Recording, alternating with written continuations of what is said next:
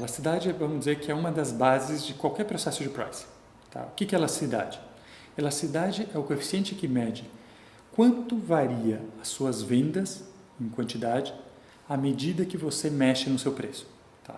Então, tecnicamente, é uma variação. Quanto que varia percentualmente as suas vendas quando você sobe 1% o seu preço. Tá? Se suas vendas caem 2% quando você subiu 1% o seu preço, a elasticidade do seu produto é menos 2. Tá? E isso que mede as elasticidades. Qual que é a importância? A elasticidade ela é usada em todo o processo de pricing. Tá? Então ela começa lá no planejamento, quando você está fazendo uma avaliação da sua estratégia, você recebe uma meta de crescimento e uma meta de margem, você precisa equilibrar essas duas coisas. Espera aí. Se eu subir o preço, vamos dizer que eu recebi uma meta de aumento da minha margem, de, vamos dizer, 10%. E, ao mesmo tempo, me apresentar uma meta de crescimento de 20% nas vendas. Olha, como que eu equilibro as duas coisas? Se eu subir 10% a margem, vou subir, vamos dizer, em 2% o preço. Significa que as vendas, tudo mais constante, vão cair. Tá? Possivelmente em 4% se a elasticidade for 2%. Então, se eu ainda tenho um crescimento de 20% nas vendas, na verdade, eu vou ter que remar 24%. É factível? Então, quando a área de pricing está recebendo as diferentes metas, ela tem que apresentar essa métrica entre preços e quantidade, preços e margens e quantidades para o planejamento devolver para as áreas e falar, isso é factível, vocês estão tranquilos com isso? Essas metas são as definitivas, eu consigo crescer 24% sem preço por outros coeficientes, porque eu aumentei a força de venda, porque eu melhorei minha execução, porque eu lancei marcas, ou não? Se não é factível, eu tenho que voltar e as áreas têm que arbitrar. Mas para arbitrar isso, o pricing tem que ter uma ferramenta para equilibrar preços e quantidades. E isso que te dá elasticidade. O passo seguinte lá, no próprio processo de implementação do pricing, eu preciso planejar esse preço. Para os meus diferentes clientes, que preço que eu vou fazer? A elasticidade me diz que cliente é mais sensível e que cliente é menos sensível a preço. Então, no processo de simulação, de avaliação de um reajuste de preço, de como que eu vou aplicar esse preço no mercado, eu também preciso ter elasticidade. E, por fim, para fazer a política de descontos, de alçadas, o preço tático na ponta, eu preciso saber a elasticidade. Eventualmente, de cada par cliente e produto, se eu for fazer value pricing no nível mais desagregado possível. Tá? Então, a elasticidade ela funciona em todo o processo. Tá? Como que eu uso a elasticidade? Eu posso usar a elasticidade na margem, ou seja, para calcular um reajuste de preço. Então, se eu sei que eu tenho um acréscimo de 1% no preço, vai cair o volume em 2%, mas minha margem, vamos dizer que seja de 20%, vale a pena você subir esse 1%, eventualmente vale subir mais. Contrário senso, se minha margem é muito grande, tá, é de 80%, não vai valer a pena você fazer esse reajuste. Tá? Então, você pode usar isso na variação de preços, tá, para corrigir um reajuste, ou para definir o teu preço ótimo, simulando, otimizando o teu preço ótimo usando elasticidade. Tá?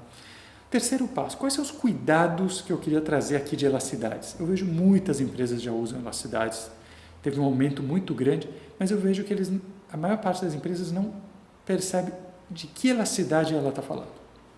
Eu tenho 3 dimensões de atenção que precisam ser feitas pela elasticidade.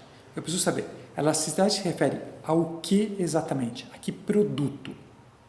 Tá? Ou a que categoria? Então, ela pode ser uma elasticidade do mercado, ela pode ser de uma categoria, ela pode ser de um produto, tá? De uma marca, ela pode ser de um SKU. Então, o erro mais comum é você estimar, por exemplo, por elasticidades médias de uma categoria, tá? Que normalmente são muito maiores do que a elasticidade de um mercado e, por sua vez, a elasticidade da marca é maior que a da categoria, porque eu tenho os efeitos de substituição. Tá? Mas, quando eu classifico lá a elasticidade da categoria ou a elasticidade da marca, depois, lá no pricing, eu começo a fazer uma estratégia de descontos por pack, por volume, por embalagem, por SKU. Eu promociono um SKU. Ora, a elasticidade do SKU ela é distinta da elasticidade da marca como um todo, porque os clientes substituem algumas embalagens por outras da mesma marca. Eu posso comprar o Omo de 2 kg, ou Omo de 1 kg, ou Omo de meio quilo. Então, se eu promociono só o Omo de 2 kg, eu estou migrando o consumo do Omo de 1 kg para os 2 kg. Eu vou ser mais elástico nessa estrutura. Se eu também subo o preço do Omo de 2 kg, eu perco volume, mas não subo de 1 kg, eu vou perder volume para o Omo de 1 kg. Tá? Então, o primeiro passo é entender exatamente ao que se refere a elasticidade. Qual é a abrangência dessa elasticidade em termos de produto? O segundo passo, eu preciso entender qual é a abrangência em termos de tempo. Quando eu falo que o produto se eu subir 1% o preço, ele vai cair em 2% a demanda, em que período isso? Tá? E isso depende de como a elasticidade foi feita. Então, típica estratégia de estimação de elasticidade é o modelo temporal. Eu pego uma série de preços, uma série de quantidades, rodo um modelo com ou sem controles, melhor ou pior, e acho um coeficiente. Aquilo é uma elasticidade. Tá? E calculo a elasticidade com aquilo. Uma vez que eu tenho essa elasticidade, se essa série é mensal, aquele período de ajuste é mensal. Eu tenho que considerar. Só que eu tenho que ter certeza que eu não tenho elementos que passam de um mês. Então, suponha que o meu processo de reajuste, o cliente leva 3 meses para perceber e eu uso uma elasticidade só de um mês. Eu não estou considerando perdas de vendas para um suposto reajuste durante os 2 meses seguintes de venda. Então, eu estou achando que eu estou fazendo um bom pricing, quando na verdade eu estou errando o preço. Tá? Então, entender qual é o período de cálculo dessa elasticidade é essencial. Tá? Isso varia por técnicas, varejistas muitas vezes usam dados diários, então eu estou falando de elasticidade diária, então isso varia muito e você percebe que no uso as empresas não prestam atenção nessa periodicidade. Tá? E a terceira atenção que eu chamo, que é muito importante, é você entender o alcance da elasticidade, qual que é o espaço que ela funciona. Então, se você historicamente oscilou o preço em mais ou menos 5%, aquela elasticidade, tá? E o histórico pode ser de um mês, de um ano, de 10 anos, não importa, depende do modelo que você use, o fato é que a sua elasticidade, ela calcula o quê? A média desse período, é uma elasticidade média desse período, então se eu usei uma série temporal de 60 meses, eu estou calculando uma elasticidade média desse período de 60 meses, não é a elasticidade hoje, tá? É a média dos últimos 5 anos, mas mais do que isso, eu estou calculando uma elasticidade que é válida para um intervalo entre mais ou menos 5% de desconto de preço.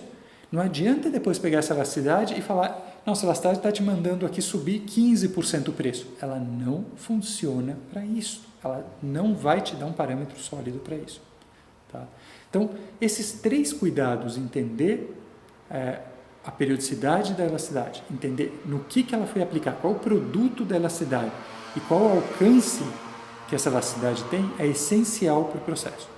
Dito isso, eu só queria fazer um alerta. A maior parte das elasticidades no mercado são calculadas a partir de modelos temporais.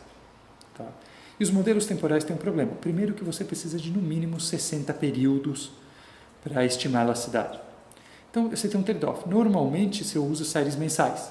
Quando eu calculo uma elasticidade num período de 60 meses, seja, ou 48 meses, se alguém usar uma amostra pequena, eu estou tirando uma média de 4 ou de 5 anos. Dificilmente essa elasticidade serve para hoje. Tá? O segundo problema disso, vou criar periodicidades semanais, eu tenho dados semanais. Tudo bem, eu consigo usar 60 semanas, então vou ter uma elasticidade, grosso modo, um pouco maior que a média do último ano. Tá? Mas, de novo, eu tenho um problema. Só que essa elasticidade agora se refere ao efeito na semana. Ele não se refere ao efeito no mês. Então, se eu mudo meu preço uma vez por mês, uma vez a cada 3 meses, por exemplo, se a minha política de preços é mudar o preço a cada 3 meses, o ideal é que eu use trimestre, tá? Como período mínimo. Porque eu preciso ver todo o efeito do processo do ciclo de vendas desse preço. Tá?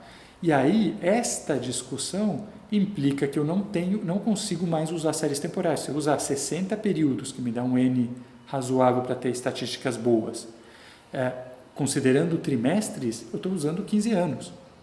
Tá? A elasticidade de 15 anos atrás, média dos últimos 15 anos, não me diz nada no mercado hoje. Tá? Então, por isso que aqui a gente, na Teros, evoluiu para modelos de escolha discreta, tem outras razões, mas onde a gente usa periodicidades muito mais curtas, de 1, 2, 3 meses, 6 meses, para calcular, depende do ciclo do produto, para calcular adequadamente a elasticidade. E você precisa de ferramentas para que evitem que você cometa os erros de uso de elasticidades que eu estou usando, que eu estou comentando aqui, tá bom?